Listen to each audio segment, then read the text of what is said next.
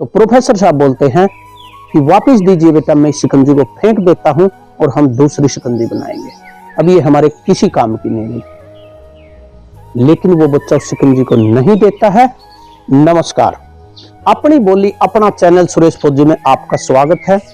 दर्शकों, एक प्रोफेसर साहब दूसरे कॉलेज से बदली होकर दूसरे कॉलेज में ड्यूटी ज्वाइन करते हैं और वो अपने बच्चों के साथ पहले 2-3 दिन में ही और उनके बारे में, उनके व्यवहार के बारे में जानकारी लेना चाहते हैं। 3-4 दिन तक वो अपने बच्चों के साथ बातचीत करते रहते हैं और बच्चे भी उनके साथ बातचीत करने लगते हैं। लेकिन उनकी क्लास में एक छात्र ऐसा भी था जो क्लास के पीछे की तरफ बेंचों पर बैठा था और वो ना किसी से बातचीत करता था और वो गुमसुम रहता था। उसकी इस हालात को देखकर प्रोफेसर साहब उस बच्चे को अपने पास बुलाते हैं और पूछते हैं कि आप गुमसुम क्यों रहते हैं। तो बच्चा बताता है कि सर, मैं भी हंसना बोलना चाहता हूं, मैं भी दूसरों के साथ बातचीत करना चाहता हूं और मैं भी दूसरों के साथ खेलना चाहता हूं, लेकिन मेरा अतीत इतना बुरा रहा है जिसकी वजह से मेरी ये हालत हुई है और मैं बिल्कुल गुमसुम हो चुका हूं।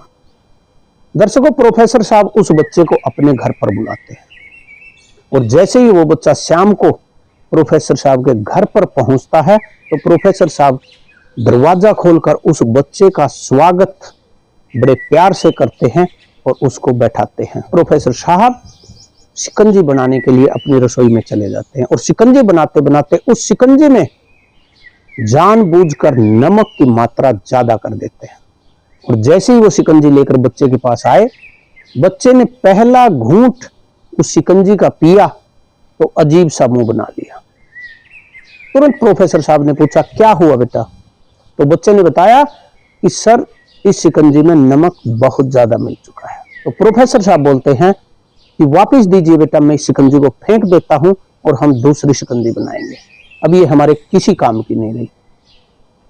लेकिन वो बच्चा उस शिकंजी को नहीं देता है और बोलता है कि सर, अगर इस नमकीन शिकंजी में हम थोड़ी चीनी और डाल देंगे तो ये फेंकने की जरूरत नहीं है, ये पीने लायक बन जाएगी। प्रोफेसर साहब भी उस बच्चे को यही समझाना चाहते हैं। अगर अतीत में हमारे जीवन में किसी कारण से खटास ज्यादा फैल चुकी है या किन्हीं कारणों से समस्या रूपी नमक ज्यादा मिल चुका है हमारे जीवन में, तो उसको सुखदायी फल मिठास को मिलाकर अपने जीवन को अच्छा बनाया जा सकता है।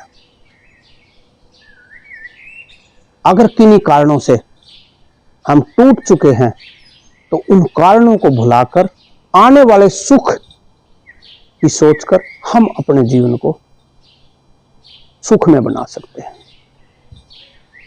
आज की वीडियो आपको कैसी लगी कमेंट कर जरूर बताइएगा और देखते रहिएगा मेरा YouTube चैनल सुरेश फौजी। जय हिंद, जय भारत।